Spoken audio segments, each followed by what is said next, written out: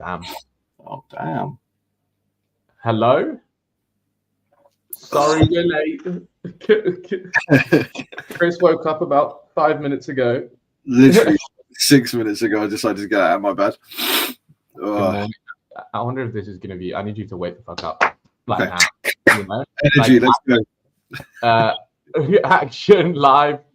I'm assuming this is going to be Jay's intro every single morning now, which is morning fuckers. Yes. His intro last time. Morning, Tash. How are you all doing this fine Easter bank holiday weekend thing? Morning, George. Reselling. Jeff is here. I've been awake. He's been awake since 4 a.m. No, he hasn't been awake since 4 a.m. I turned my 4:30 alarm off. I turned my 5 o'clock alarm off, and I turned my 7 o'clock alarm off. And I woke up at 7-ish, and then didn't get out of bed until about 26 minutes past 9. Like I normally always join this like room before, and Chris is here like waiting to go. And today I was panicking. I got here at like 10 to, and I'm like, where the fuck is Chris? I mean, I know it's a bank holiday, but no days off. George, all of mine got rained off, buddy. So apparently where I live in the country is probably one of the only places that's raining. I don't know what it's like by you, but it is absolutely hammering it down. So I've been screwed by the weather, unfortunately. Also, I don't think I would have made it there and back to get here. There you go. I hope you all your well, I'm assuming no one else here went to a bank holiday car boot unless they're back already, to be fair, because if they're here, then they're not out there. So this week, actually, we're going to do I think we'll do some updates first. Speaking of car boots, actually, no, we'll do you first, because I think mine kind of rolls into the other thing. Yeah, okay. Yes. So 2 weeks ago, no, 3 weeks ago? 3 weeks ago now, yeah, I think 3 weeks. 3 weeks ago, you came on and talked about the fact you're bringing a little employee on board, and if it was a good idea or not, and he was learning and all this jazz. And obviously, he started full time when the first of the month, yeah. But literally, so we're about 3 weeks in, right? Yeah. He was also doing a little bit for a week prior. He was doing like 10 a day just testing before he actually started. Sort of, I wanted to do a little bit extra just to sort of get the ball rolling a little bit quicker so that he could smoothly roll in. And also he wanted to learn a little bit more and try and understand the process a little bit more. So we actually did a week's worth of work for free prior to the first. Okay, so we did a probation period. Yes, and now we're 3 weeks of full-time work technically. Yeah. Where are we at? How's it gone? So do you know what? This is crazy, right? Like in terms of the speed of progress. Now, what I will say is that right now, like I'll caveat everything, but like right now, I'm picking up a lot of women's wear. I'm picking up a lot of Lark and Look stuff, the linens and that sort of jazz, right? The Gudruns, the Saharas, the Yoshkas, right? And all of those are very similar in a style sense, right? So it is becoming like, but this is good, right? Because now he's getting a speed course in this style, and hopefully now I can bring in. Obviously, the more I bring in some other random stuff, then obviously you'll have to learn those as well. But yeah, it's actually going really bloody well. I was expecting it to be. I was expecting it to be a lot more work than it was. So one thing that we touched on in the group the other day was that. I needed to do better. Kaylee shouted at me for a couple of listings that I put live, and ultimately it's my final touch. Right, he does all of the drafts, he has all the pictures, I do the pictures, but he adds them all in, and then I'm the one that's got to revise price, title. Then you're in a supervisor role. Yes. So one thing I got shouted at in the group for the other day was my lack of doing so. There's probably a couple of listings in there that I should have changed and I should have adjusted in different ways. So that was interesting. But yesterday all I did was, because I had a mash drum quarter zip that was getting listed this morning, all I had to do was I took out like just some random thing that he put at the end. I can't remember what it was. I think it's like 100% something, right? And I took that out and just added modern casual to the end. Obviously, we'd spoken about that. He hasn't seen that call. So we'd spoken about that previously. So I added those to it. But I'm not going to lie to you. Over the last 3 or 4 days, I've probably made 5. Bearing in mind I'm listing 20 again at the moment. I've made 5 revisions. And obviously I haven't done it yet because we're doing this, but what I'm doing is I'm trying to screenshot the stuff that he has sent me in the draft and then screenshot it afterwards so that he can see the difference in what I've changed and what I haven't changed. And if it's very minimal, like one change, then what I'll do is I'll just say to him, look, the mash drum jacket, you had it as this. All I did was add these keywords in because I think they're better or whatever. And then he can take that on board as he does. And he's done really well at taking things on board.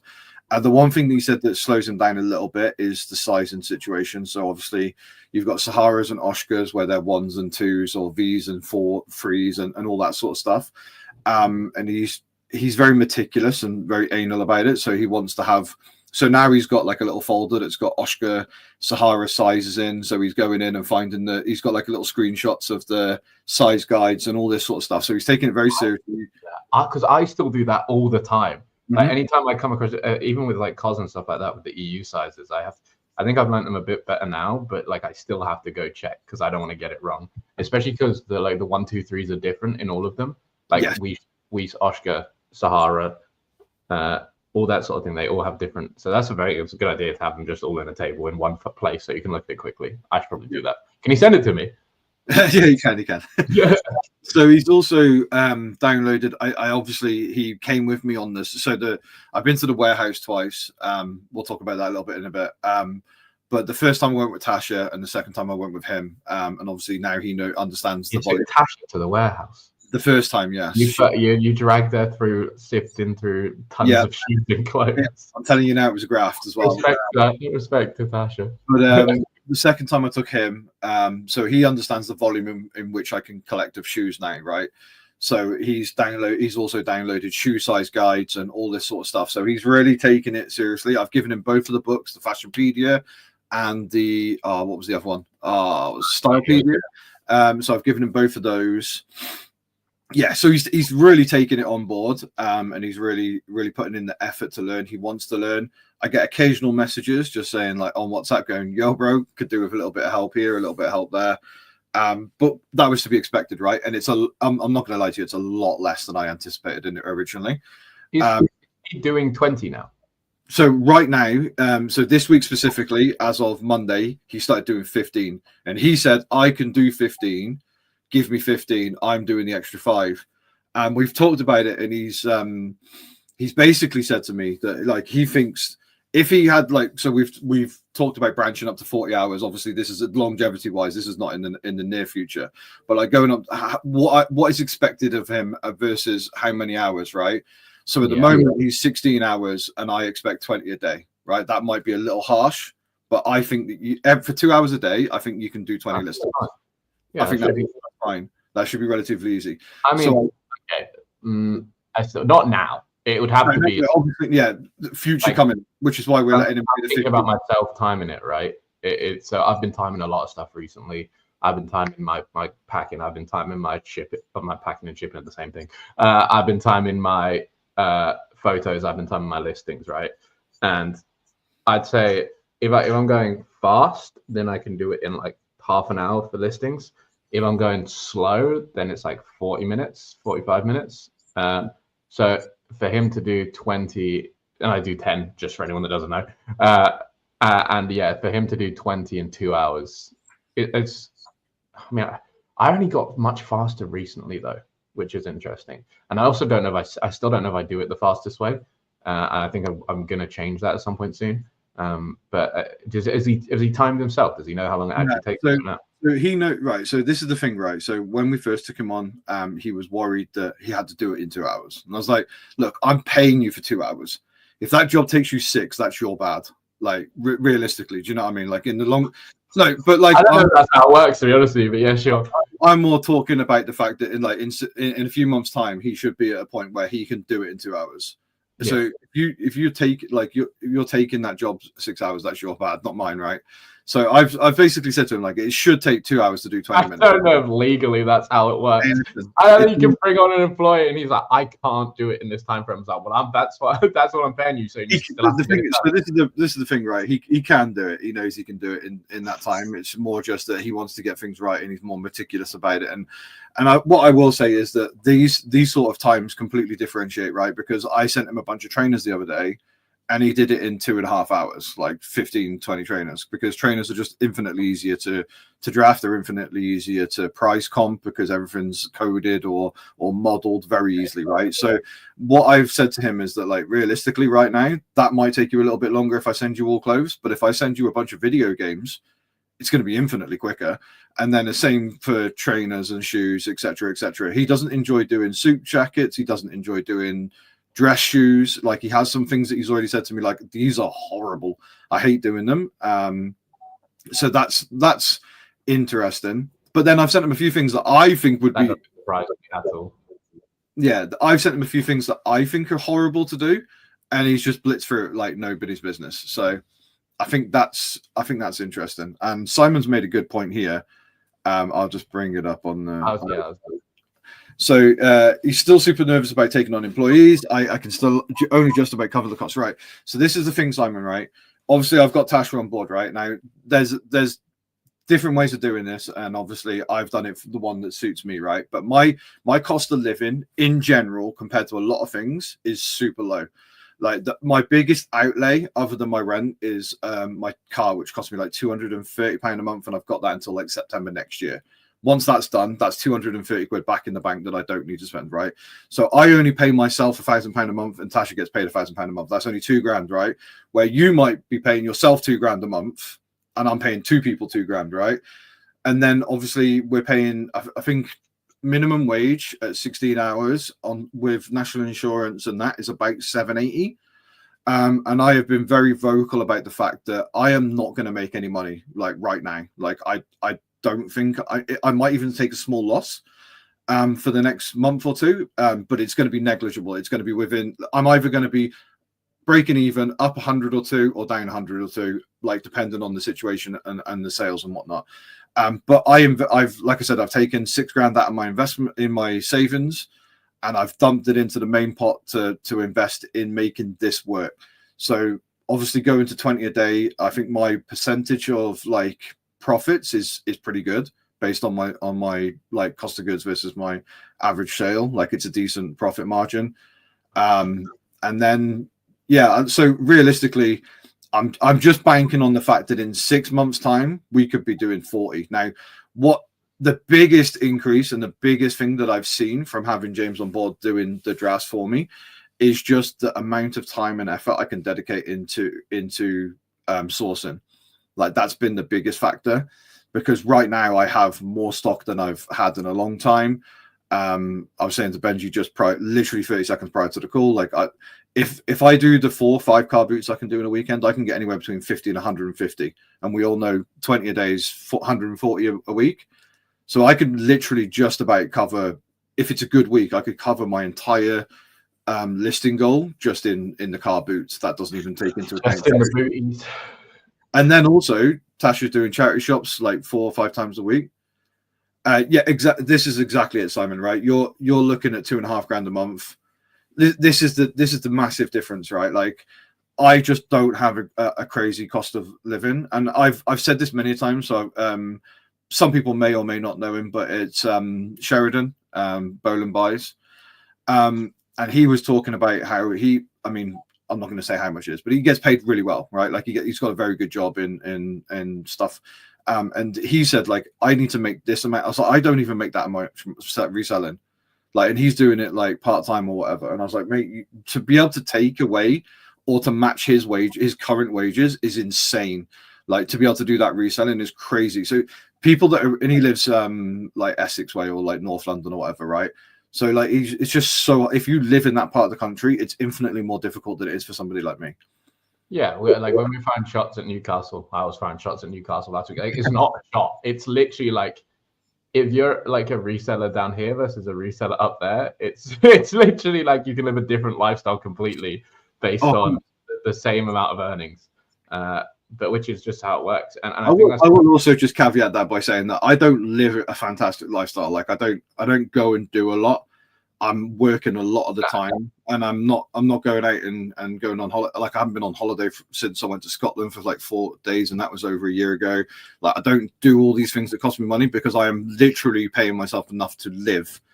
But I'm comfortable doing that in the understanding that in 3 or 4 years' time, we could be doing triple what we're doing now if I just unlock the sourcing and unlock the side, that side of it. I could really go to town, and that's where I've invested a lot of my time and money over the last like couple of weeks. Yeah, I think having you enter sourcing as well, like I think you will unlock a lot of sourcing regardless. And if you're changing how you do things a bit, and obviously you've been playing around with a few things, you've been playing around with the warehouse, boot sales will come back in, even though they're not like reliable, and then also Vinted and then normal charity shop sourcing. Like, and if you've got all the extra time because you're not listing, that you can double up sourcing. Like, it's like you should easily unlock a high tier. Sorry, question quick. How much you're paying? How much does it work out to per item if James does 20 in 2 hours? I'm just going to grab my calculator, my trusty calculator. Okay, I'll talk about one thing about it. So Simon, obviously you're covering your costs. You're just about covering your costs right now. 2,500 is a lot more generally.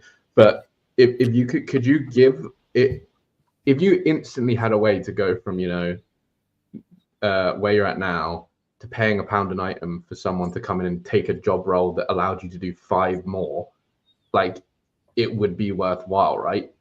Like, because you would easily cover the £1 per item that you're losing with the extra 5 in profit that you're making, and you'd obviously should therefore be over your living expenses quite easily. But obviously it might not be an instant thing, and they might take some training, which is the problem.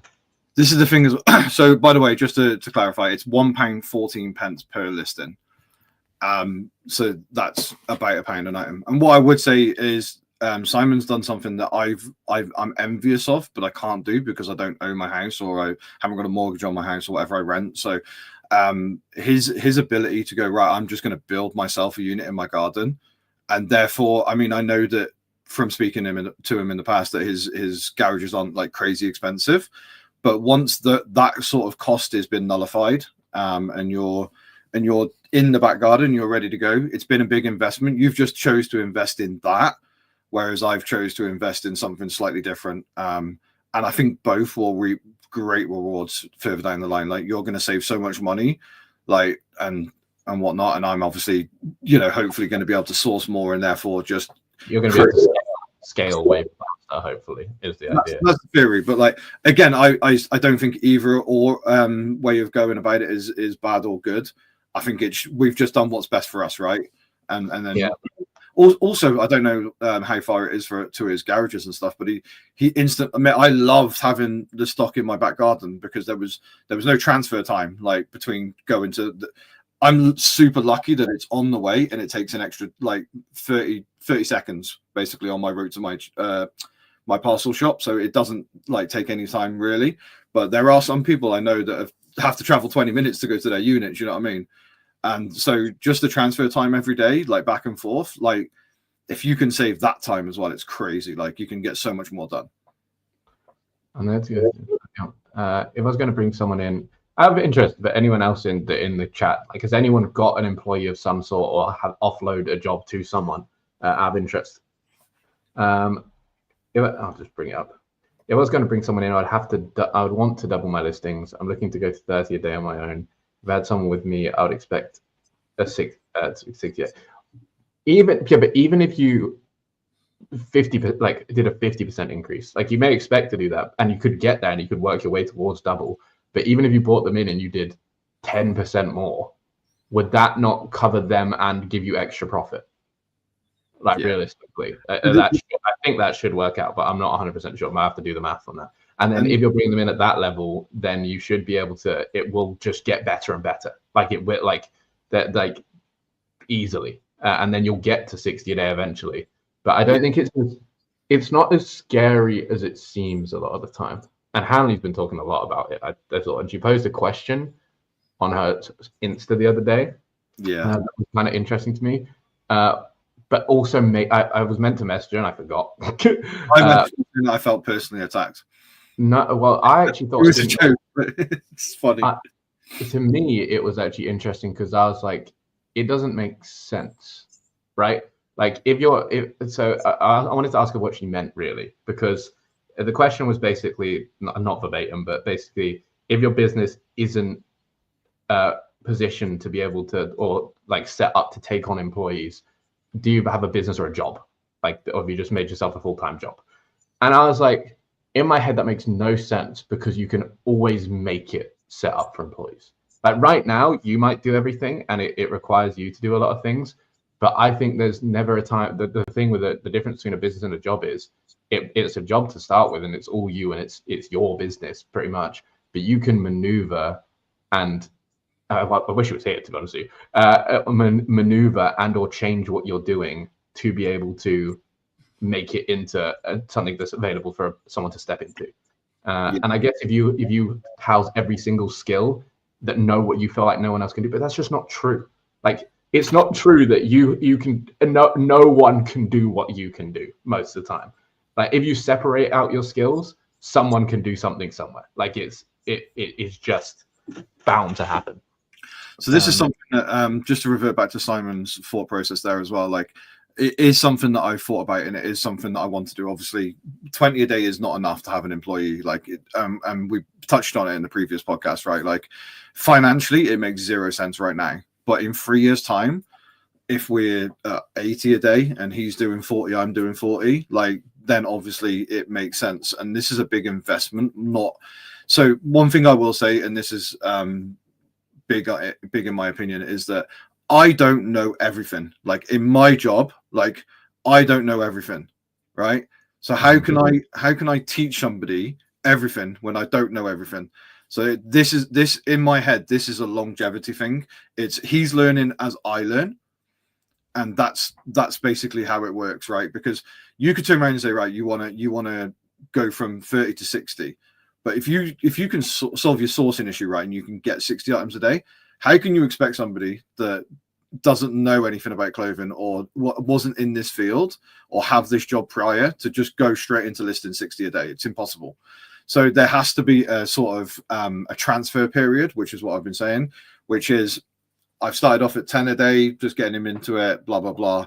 And then you go up to 15 and we're making sure that the quality isn't dropping. So from 10 to 15 so far, the ratio of things I've had to amend has been slowly decreasing, right? And then you go up to 20 and you're making sure that that quality doesn't drop again. Is he trying to rush to make sure that he's getting things done rather than focusing and just getting better and faster? Is he just rushing things? And then you keep moving up and you keep moving up. I think this job specifically, based on the fact that I know Simon's very knowledgeable about clothing and stuff like that, but Simon can't transfer his knowledge to an employee within a day or two or a week or two or a month or two. It's just such a long-winded process, which is why a lot of people it solely depends on what skill you're trying to transfer, right? Yeah, this is the thing, right? If I was to get somebody to do 60 pictures a day for me, I'd expect them to be able to do 60 fucking pictures a day. Like it's not difficult. Once you put that, take like 2 weeks. It's not difficult. But one of the reasons why I wanted to do the draft inside is just because it's the most difficult, the most time consuming, and to be honest with you, it's the most tediously obnoxious, horrible thing that I hate doing the most. Right. And I've never really done it because Tasha was doing it prior. Like he hasn't saved me a job, he's just saved Tasha a job.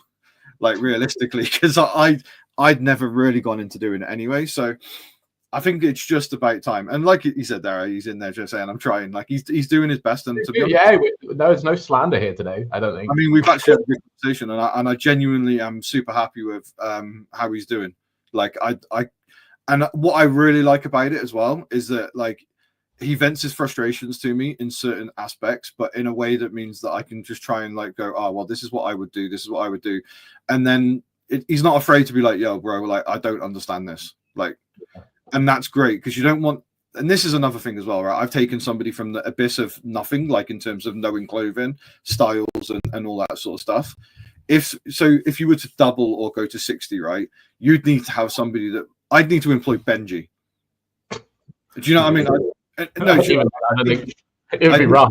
Somebody that was way more advanced in his knowledge and role, and then you come across this sort of process of like, well, actually, if they can list 60 a day and they've got the knowledge to list 60 a day, and you haven't got to revise any of them, at some point they're going to go, well, I could just do this for myself and I can clearly make more money, and then it gets even more difficult. Do you know what I mean?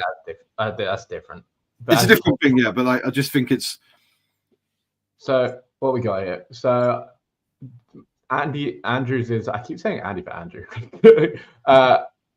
And Andrew's trip is 40 minutes to his unit, which is crazy. Yeah, exactly. So that's a tough one. Which is and why it's one of the reasons why he's sorted out his garden, right? Yeah, that's what I said. It's saving him 40 minutes, right? He had a PA. Andrew had a PA at one point, so he could focus on revenue generating, and she could get him organized. It freed up so much time. Interesting. There you go. John stock's in his garage. He loved his garage was very nicely set up, and since his Louise has come on, which is his partner, he's been doing so much better from what I've heard. Andrew said, if you buy a business, are you buying a business or a job? You're buying a job for the first 6 months, in my opinion, and then after that, it should run itself. But I think reselling is such a differentiating business compared to a lot of others. In fact, we actually spoke about this the other day, didn't we? Where we were saying, like, is there a world in our heads which you could do reselling but not do any of the jobs? So you could outsource the photography, you could outsource the listing, and you can outsource the sourcing. This is what I talked about in mind, right? Like, this is maybe not the sourcing would be the hardest part to outsource. Yeah, unless you can just pass someone everything you've built, right? Like, unless you can just go in and be like, hey, I have all these relationships. I just need you to go and continue like facilitating them and showing up. Like that's what I need to do. Like, because there's people that do that. So for example, one of my best friends, he's in the water softening business and he's an accounts manager.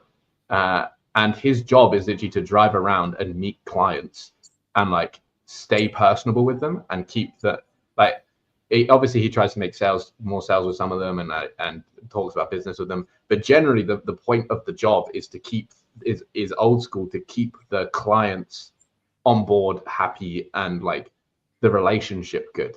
That sort of person is a relationship manager, which kind of goes on to what we're talking about in a minute, which we probably should get to at some point because that's the thing. But yeah, I think at that point it's very, very different. And also with this job, you're right. You could. When Tech talked about giving up, I asked him why he didn't sell his business. All right, he never positioned himself to sell his business. And I can't remember I asked him on the podcast or not that I was on with him, and he was like, I didn't have a saleable business. He didn't have a business that was easy to get. It was impossible to buy because it's like, what do you do? I buy secondhand clothes. I go to flea markets. I go to whatever, and it's just not. I can't just give that to someone. So unless you have contracted relationships with people, it's very, very difficult to sell this business of all things. You could outsource a lot of things, which might be better than doing it. But in terms of actually buying a business, right? If you're talking about that sort of thing, I was looking at a guy the other day who was trying to do this. There's basically a form of investment where investors fund a CEO to buy a company and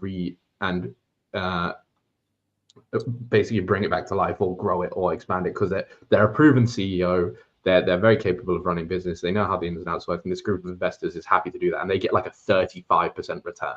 And it's a very successful area of businesses, buying other businesses, bringing them to life, and having them generate money for you, and maybe selling them again in the future. You could treat them the same as literally like a house. But this is exactly what they do. And if you're buying a business, someone has to come in and fix it. And that's, if you're buying it, then it's you. You have a job for a bit. Also, I'm small. There we go. So I think that's very, very different. This business is tough for that sort of thing. Yeah. Shelley said it's much easier to manage yourself. It's just true. I think that you do that until the point where you can't do anymore. So that I think, I don't know, that you can do it to the point where you don't do it anymore, or you can do it like you're doing now for a future where you don't have to do as much anymore. And also for maybe a year and a half before I left my old job, this is what I was doing. I was managing people in the team of drivers and stuff. So and I took a lot away from the previous manager. When you see these people and they go, oh, this is how you don't do what you meant, your job, right? He was one of those guys. He was the guy that you just, everything he did, you reverse engineered and did the opposite. It was just that. And ultimately, that was one of the things that I did. So I learned very quickly that you can't please everybody. And even when you please them, they're not happy, because people are inherently unhappy with every situation. You could give them the best thing in the world and they would still be unhappy about something, right? So I learned a lot about people and their psyche and the way that they did things. So like I said, for a good year and a half, I was already managing people, and I understand how to get the best out of people. And I'm not the slave driver type. I'm not the guy that's going to be shouting and screaming. I'm the approachable, like, if you've got a problem, come and speak to me. Let's work out this solution. If you're not doing it in the time that you want, let's work out why, doing all that sort of stuff. Because I think that's the best way, because you want people to feel like they can come to you, and you also want people to feel like they can just chat about things and you can just deal with it straight off the bat. I don't know what sort of manager I'd be. It'd be quite interesting. I think about this a lot, and with kids a lot. I'm interested to see what sort of parent I end up being as well. Because you can have loads of ideas in your head and end up somewhere completely different. But yeah, I guess that was an update. It's half the topic, but yeah, might have to do a part 2. I'll quickly. I went to my first car boot this weekend. Oh, quick funny story actually. I met a guy there who, and I don't know if James or Luke are here, and he was like, "Oh, I saw you on a podcast," and I was like, "Okay." And this is one of the vendors I'd known for like 3 years, who clearly has started watching reseller content. He's basically transferred over to just doing Pokemon cards, which is why I was nosing, because I'm slightly obsessed at the moment, because I think it's all going a bit crazy again. And he was like, "Yeah, I saw you on a podcast," and then I was like, "Oh yeah, we started." I think he saw me on Luke and James's, and I was like, "Oh, we started our own." So they all he subscribed there. And then his friend next to him, and he said, "I'm going to get my wife to subscribe as well." So I was like, nice. But that was quite funny. But in terms of like going back to the car boot, right? Because I've got a rough week of sourcing this week because of bank holiday today, which means a lot of the charity shops will be closed. I'm going to eBay on Wednesday, which means half my day's gone there, and that's one of my better days. And then that leaves me with 2 of my quieter days and one other day that I kind of need to carry its weight this week. But I thought I'll go to the car boot. I'll see what I can get. I'll pump out some numbers. We didn't get much. I'm trying to think what I actually got. I got a few Carhartt bits, a leather jacket. I think I probably got I'm going to say 7 bits. I'm not going to lie, clothing wise. So it's not great. And I was going around there and I was talking to people, and obviously there's people I've known for years at this point. Like, I've been doing this for years and going to the same car boot every single year.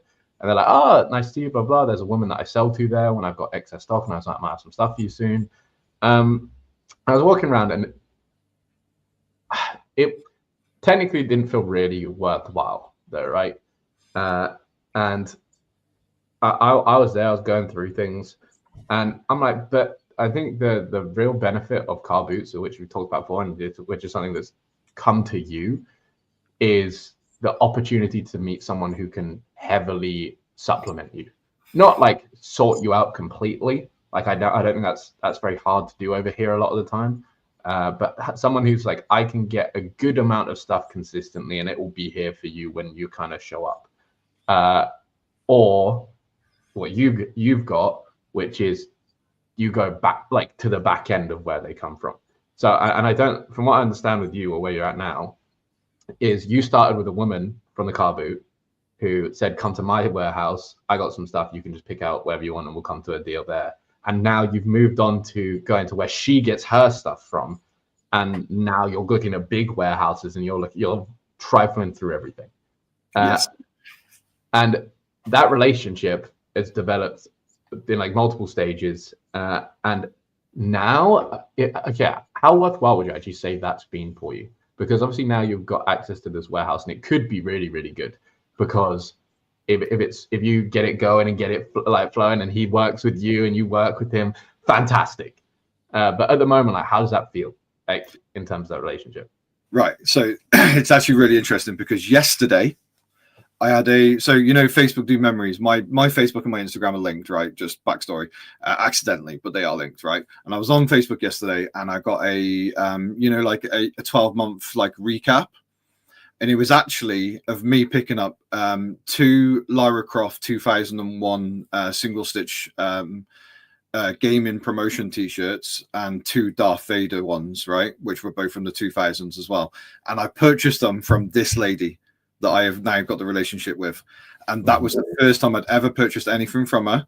And it was the first time I gave her one of my leaflets and said, if you've got anything more, hit me up, right? And so it's actually been directly 12 months since this relationship started. And it's had its like weird increases, yes, and whatever. I don't know what that word. Yeah, intervals maybe. I don't know what word I was trying to go for there. I don't know what you're going for. Increases was the word I was going for, but I don't know if that's even right. Anyway, no. So basically, originally, she was very cagey, as most of these people are, right? Because they don't want to give away any sort of secrets, etc., etc. But about 4 months in, maybe. I got to the car boot. It was battling it down with rain, and she rang me up because we'd exchanged numbers but never done anything. Like we'd never like contacted each other to do a deal or anything like that. And she rang me up and she said, "Oh, the weather's not very good outside where I am." She's only like half an hour away. She's like, "What's it like at the car boot?" I said, "It's absolute dog. Like it's awful. Nobody's here." And she goes, "Meet me here. Come to my warehouse, right?" So I went there once. I spent 150 quid with her. We rifled through a lot of jackets and trousers, mainly skiing gear and stuff like that. And then I went back maybe 2 weeks later and did the same thing, spent another £150 with her. And then radio silence. The car boot season finished. I messaged her a couple of times, very eggy, didn't say anything back, didn't reply, any of this sort of stuff. Then we started meeting again this year at the car boot. And she was like, "Oh yeah, I'm getting fresh stock now." She'd sold her business, which was the reset, like the rag style that she was doing. Sorry, but she sold it, and then there was people that moved into her old warehouse that currently do the same thing, and she's built relationships with them, and then sources from them to go to the car boot. So she was getting fresh stock every Wednesday. So interesting. So speaking of selling businesses, she sold a rag business, which is like a completely different thing. Like you like, even though it's just reselling, you're buying from people, and it's charity shops as well for the most part, like stuff like that. But you are contracted with all those charity shops to come and take their stuff. Realistically, you've got like people to go out and she sold that to like I don't know what for. I don't know how much they produce. I don't know what the revenue on them is. Could be quite interesting actually. It'd be interesting to have someone like that on and talk to them about a business and what their reselling business looks like versus ours. And like the outlets, we should try and figure that out at some point. But so yeah, she took that, sold that, and then her version is to now become a reseller from them to car boots. It's even more interesting. Okay, that's weird. All right, yep, I'm on. So now so this year we started building up a relationship in which I was going to the car boot. She was then keeping the fresh stock in the bales in the boot, and when I turned up, I was allowed to go for it first. Anything I wanted, I could pick. And she had a bale in her boot. She has bales in her boot. Like she usually does she have? Because bales are massive. She's got like an SUV thing, right? But she normally gets like 7 bales in there. And essentially, we've had conversations. She's from Latvia originally, and we've had conversations about heritage, where she was from. Like we've built a relationship based on friendship versus me trying to garner a relationship based on me getting what I want, essentially. And we've had deep conversations and all that sort of jazz. But yeah, so I know how much she pays per item for everything. She's been very honest and open. So when I go in and I know that if she paid £2 a coat, she wants 10, right? But sometimes I can't pay 10, but I'd still like it. And I'll go, I can only do 7 on this. And she'll go, yes. But sometimes she'll want 5 for a coat, and it's like a really nice one. For instance, when I was at the rag and I was doing the shoes, there was a really nice pair of like basically new Dr. Martens. And she was like, "Can you do 10 on those?" And I'm like, yes. Right, because we've traded at this long way, and then basically out of the blue, she said, "Oh, I'm this guy that I currently am doing business with is getting lots of trainers, but he knows fuck all about trainers. So he's getting he's getting tons of trainers in. He's pairing them, chucking them in bales, weighing them, and selling them. So he's not skimming. He's not doing anything like they do with the clothing. He's just bringing it in and taking it out." And that's where I'm now in with the trainers. And you're only doing the trainer side of things. That's like what you're. So the clothing side of it, she skims, and they have. So this is the thing, right? And one thing that I need people to understand when they think that it's great that I'm in a rag house is that I went through 4 bales of skimmed stock, like skimmed, right? They've got trained staff members to skim, and it is all anything you can sell. So it is Primark newer tag, H&M newer tags. It is not what you think it is. And they only have like 20 bales of this skim stock versus tons of apps. So you went, you don't mean you went through bales that had already been skimmed. You went through the bales that they skimmed themselves, so it was meant to be the good stuff. Yes, and it is all H&M. It is not good. It is not good at all. When you're in the ground now, this could be just this rack house, like the quality they can get is different, or maybe their trained staff aren't as good as what they think it is, etc., etc. But I went through 4 to 6 bales of clothing, and I didn't pick anything up. She, however, has good success, right? And she has deals with them. So this is where it gets super interesting, right? Because she gets me in to buy shoes, right? So I pay £5 a pair of shoes, right? Unless she goes, oh, can you do 10 on those? Because there's some Dr. Martens that don't have any wear on or whatever. And I'm like, yes, sir. Thank you very much. I'll take that, whatever. But what she does is she takes the money from me. So I'm paying £5 a piece. And I spent the first week I went and spent 300 quid. She takes the money from me and then pays the guy. But she takes commission because she brought me in. So this is super interesting. Okay. Yeah. So she's taking a finder's fee. Exactly. But my brother was like, that's a bit weird because you could just talk to the guy. Oh no, it wasn't my brother. I can't remember who I was talking to actually. But they said, oh, you could just speak to the guy and get it. And I said, I don't, if she says to the guy, right, someone's going to come in and buy all of your shoes, right? And she's got a deal where she pays £3 a pair and I pay £5 and she makes £2 a pair. I don't care. I just don't care because I'm getting Lokes, I'm getting Chinis, I'm getting Nike Air Max 95s, 97s, I'm getting so many pairs of Dr. Martens, it's crazy. Like I'm just getting for £5 a pair, I don't care. She could be. Yeah, this is a big thing, right? If it works for you, and the other person is happy, don't fuck it up. it's very simple. And Sonny, I'll quickly tail off it. Is like that's an approach I've taken at the car boot as well. Is I basically never really haggle or anything like that. If it works for me, fantastic. That's like it's softer in there in that place because you're hoping something might pop up. But I take this to charity shops, and I am someone who has deals with like quote unquote deals because it might not be however you think it is with charity shops. Like I've got like 19 or 20 or something like that. I don't know.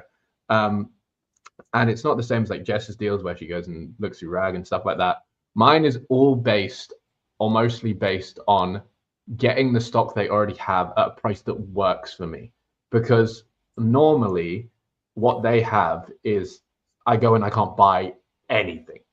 Or I can buy some stuff maybe if I catch them out or whatever, but I can't buy, I see it, I can see all the stuff that I'd like to buy, but I can't buy any of it because it's too priced up from over what I'd be able to pay for it. And something I've really, really noticed is, I don't think I have spoken about it before. I don't think I've spoken about this tool before. Have I spoken about any of my charity shop deals before? I don't even know. Maybe, but it might be privately or whatever. I don't know if it's on here. No, on here. I don't know. So yeah, a large majority of deals on the deal I pitch is to buy stuff that has been out a while. And it's not, when I pitch that to people, because I went through a phase of pitching it to almost every shop I go to, that it would make sense for. A lot of their initial reaction is, I don't want to give away my stock, right? Like they think you're going to come in and offer them nothing. And expect you to like undercut them or want it really, really cheap. And they're like, that is like a sin. That's like offensive to them. And they instantly like get their back up with stuff like that. And then as you talk to them and you kind of help them understand that, hey, I'm not trying to do that. I'm trying to be fair. Like if it works for me and that price works for you, fantastic. And that's how I approach it all. So I will go in and that will be part of my pitch. I will tell you what I can pay for it. And if that works for you, fantastic. If it doesn't, that's fine. And I'll basically go in and offer a third of whatever I think I can get for market on it. And sometimes, it's got a floor, so it ends up being less than that or whatever. But generally, that's how it goes. I will go in and I'll be like, piece per piece. It's not the most efficient way in the world, but I'll be like, this is what I can do. And when I started doing that and they understood, and I've had shops that go, oh no, this has bbeen happening for, I understand. They stop questioning anything because they understand that I am being fair with them, and therefore they can be not worry about what I'm doing to them.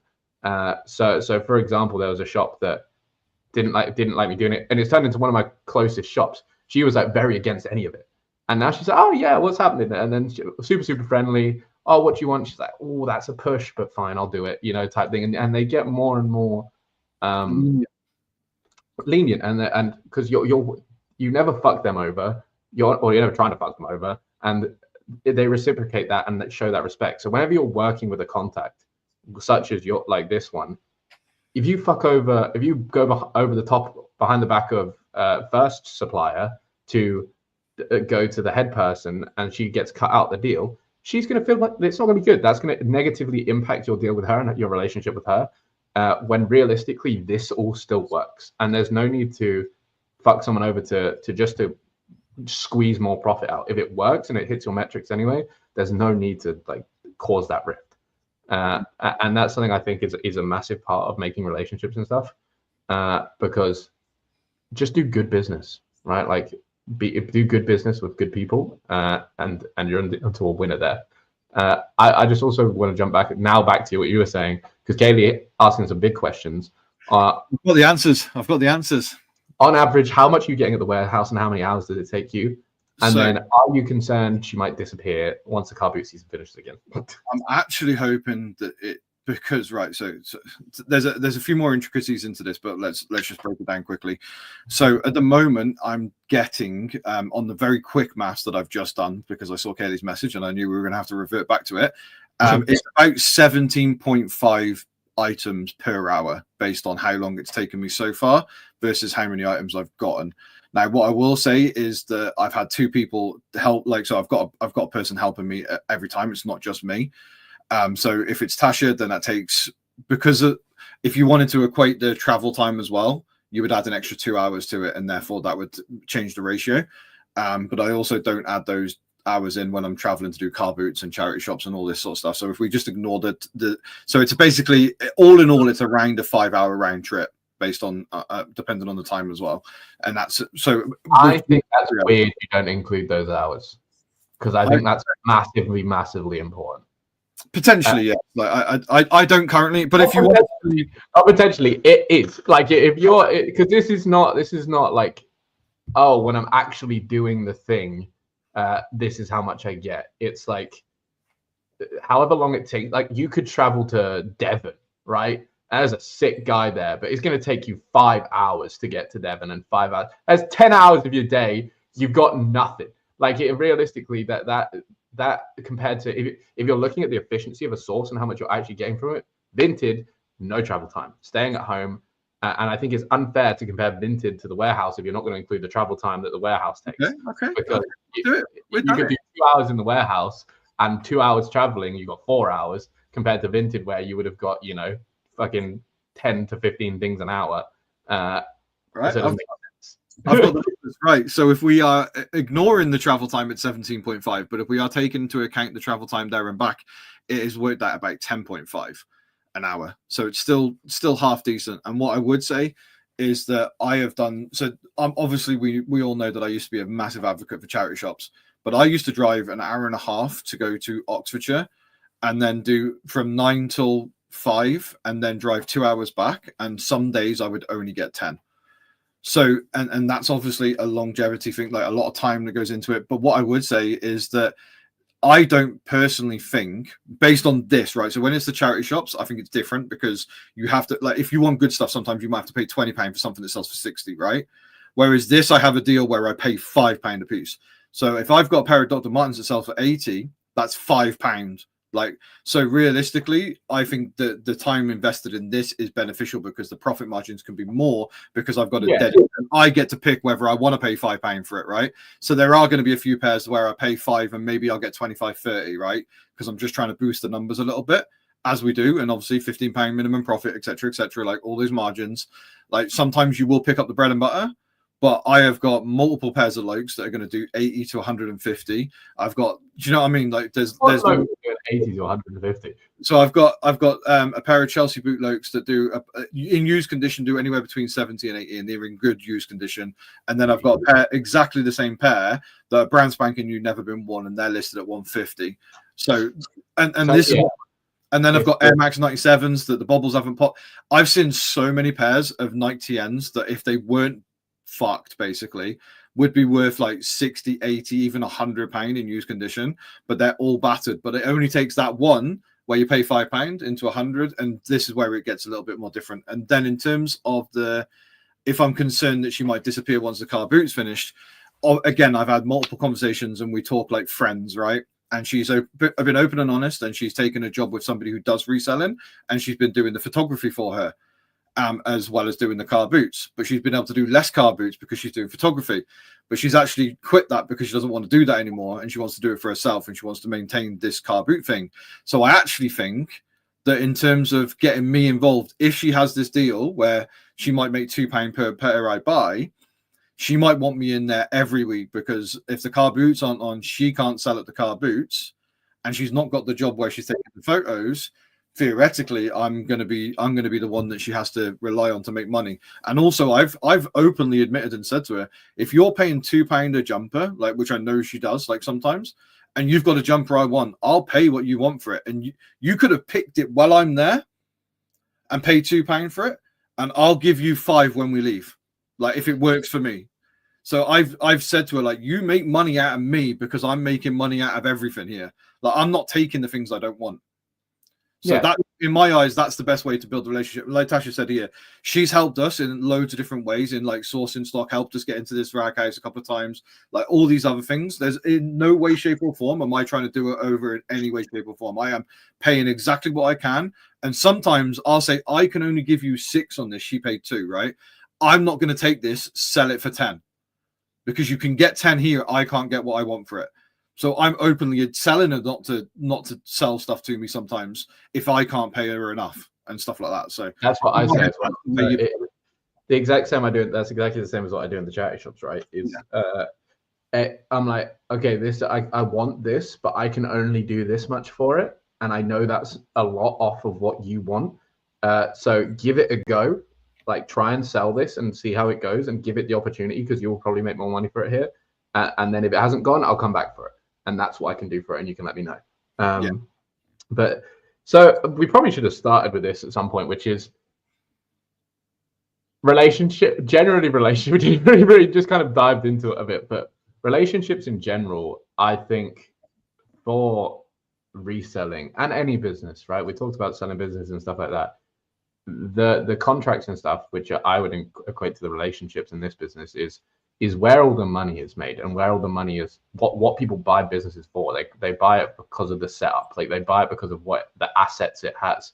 And to your business and this business, right, you can get to a fairly decent point, honestly, by yourself with no relationships. Like, if you really want to, like, you can get to 30 a day pretty easily. You can, well, I say pretty easy, not easily at all, but it's available. Like, it's there. The option is not hidden. Whereas I think, like, the big money or the time back, which is the other thing, right? So you can exchange your relationships for money, or you can exchange your relationships for time. Because it would be, what I was thinking whilst you were talking, it'd be really interesting for you to do an analysis of each thing. So, right, so like if you did the same thing, you did items per hour for Vinted, and then cost of goods and ASP, and then you did the same for car boots, and then you did the same for charity shops, and then you did the same for warehouse sourcing, and you put it on like spread it out, and like we're making your decision. It'd be really interesting to see, because obviously it's not just items per hour that's important. Like you said, it's like, I pay £5 for this, and it's consistent, and I don't have to pay up ever, pretty much, unless and even if I do pay up, it's not much. It's like £10.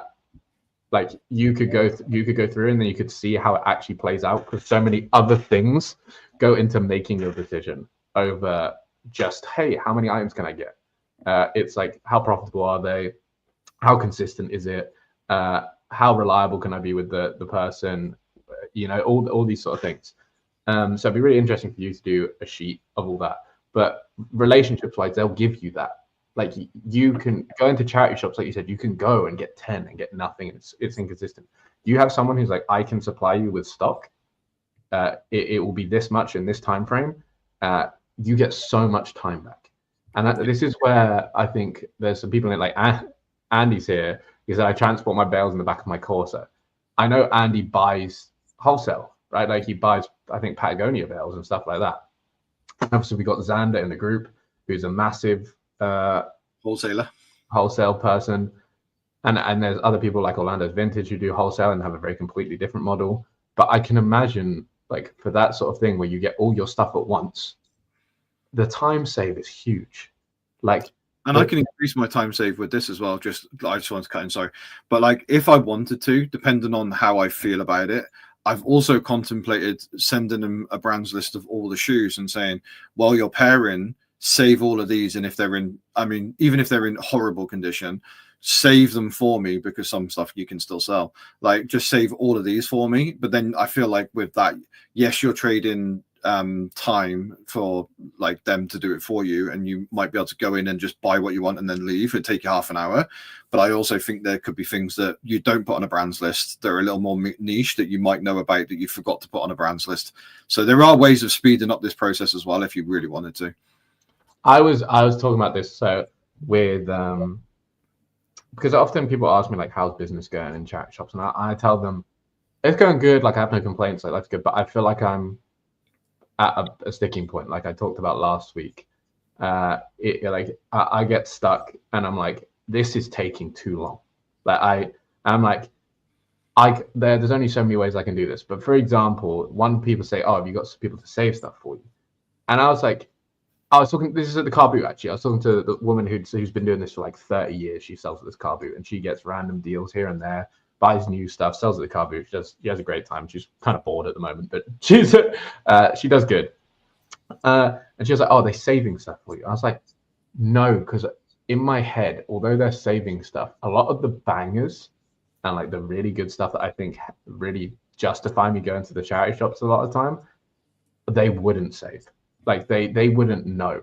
Like a lot of time, that's the stuff that's good. And I'm going away for 3 weeks in July, right? I think around, I don't know exactly what the times are, but I asked one of my charity shops, I was like, can you save anything you think I might be interested in? And they're like, yeah. And they're like, we'll put it out on the floor for a week, and then if it's not sold, we'll save it for you for when you come back, and you can look through everything when you get back. I'm like, amazing. Like that's so useful. But I'm also like, there's gonna be so much stuff that doesn't go in there. There's gonna be so much stuff. And I the same way you're saying you might miss bangers, I feel like I still need to shop. Like I said, like even though they're saving thing, I feel like I still need to shop the floor, because I'm like, what else is out there? And realistically, you could trade that off again for like, I could ask every single shop I go to save me whatever they think I'm interested in. Just hit that up, get so much more stock. So actually thinking about it now and saying it out loud, this is probably what I was saying with. The trade-off would be so probably worthwhile, actually. A lot of people do that, right? They'll pick up 15 pound profit items, but they might miss 2 bangers that sell for 80.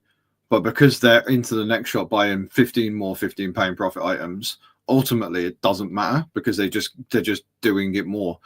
And I think that's the trade-off. I've got such a weird balance with my stock. I'll have like 150 sales that are anywhere between 25 and 35, and then I'll have 2 sales that are like triple figures. Like, so the actual balance is like all over the place, right? Like but there are people that don't have any bangers, but they'll have consistent 35 to 45 pound sales like all the time. Yeah, and I think I'd take the consistent store over the random stuff. I can consistently get bangers, but that does not, like, I can't scale that. It's like like they run out. They run out at scale. I think Hanley did it actually, which was that you can't run a business off bangers, which was like a sentence that was said. I can't remember when she said it, but that one hit me. I was like, oh shit, yeah. You doesn't matter how many triple figures. If you can hit triple figures on sales every single day, they're no longer bangers either, are they? Because you're consistently be able to get them. So that banger, if you were selling £100 items every day, would have to be £1,000, and you can't run a business off that. And if you can, then it ends up moving the goalpost every time, right? I mean, yeah, someone's banger is another person's normal. like for example, that camera guy, which is ASP was like 275, which is fucking mental. So yeah, it's interesting, right? And I think that I'm actually thinking about this. I might try it, but my other thing is I don't know where I'd go after. I don't know what I'd do with the extra time right now. I'd have to figure that out as to where I put that. Maybe it goes into Vinted. Maybe it goes into setting up other relationships. Like I really want to get some business cards. I really want to try and pair with people. So there's been Arlen used to talk about this, but pairing with people like in the space, right? Like for example, the person that sells shoes, and you sell clothes, and they sell shoes, and they can get, and both of you can get what the other person's sources. So you kind of trade off, right? And I think that can work, and if you deliver relationship to each other, fantastic. But outside of the space, who can you pair with that it would be mutually beneficial for to offer your service as such, right? I think that's kind of an interesting look, and who you can reach out to locally to make it make sense. And I've been thinking about dry cleaners. I've been thinking about stylists. I've been thinking about obviously dress agencies as like kind of in the middle. But there's probably loads of these people where stock congregates, or people congregate that would make sense to you to be your customer base that you haven't looked into. And I think there's massive amounts of that. Or it could be going down the wholesale route. I don't know. But what the general gist of this and why I was thinking about it, and we haven't actually talked about it, but the breaking of relationships is another thing on a small term thing for me, which I guess we'll pick up on next week now. But the thing, a lot of what's made me come to realizations of the fact that I need to change now is not only the fact that I feel like I'm kind of limited in terms of how much I'm doing, but with the amount of effort I'm putting in, but also some of my managers have left, and that has completely changed how I've had to do things. And I can always approach the next person, and that could work out. And it has, like, people have switched over all this, and it's been fine. But some of it's just gone. Like the next person's like, no, this isn't happening. And I'm like, how I'm working with these people is unreliable. And I need to do something about that. So yeah, I'm looking to change a lot of probably how my business runs and operates in relatively short terms soon, because I think to move it to the next step and like take it that way, you need to kind of build those foundations and relationships, or be that employees or processes that need to go into place. And I've been thinking about that a lot, and kind of what that actually looks like and what would be a sustainable business.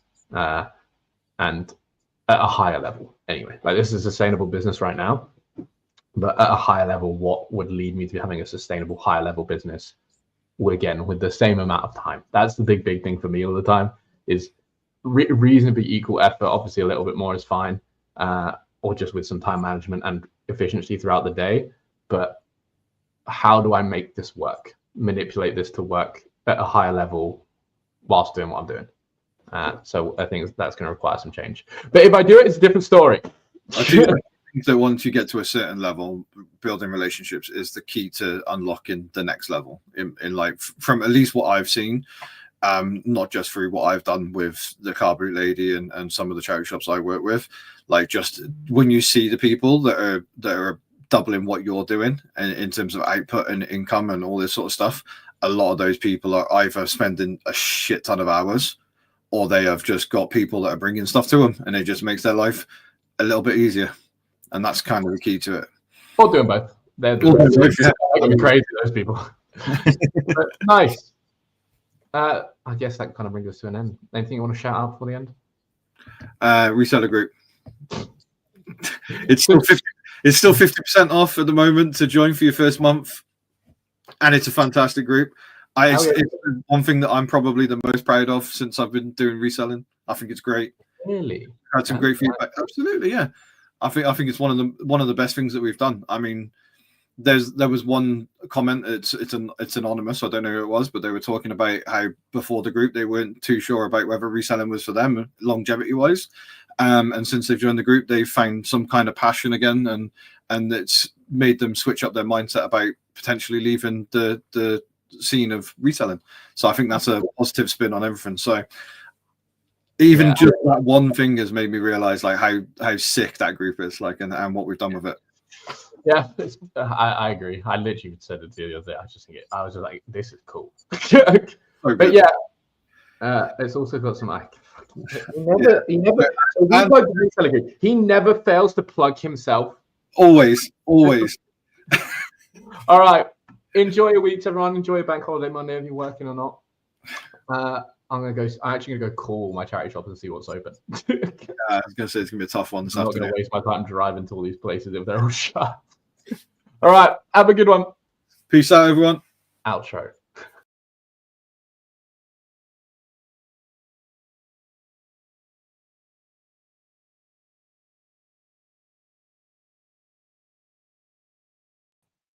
Oh.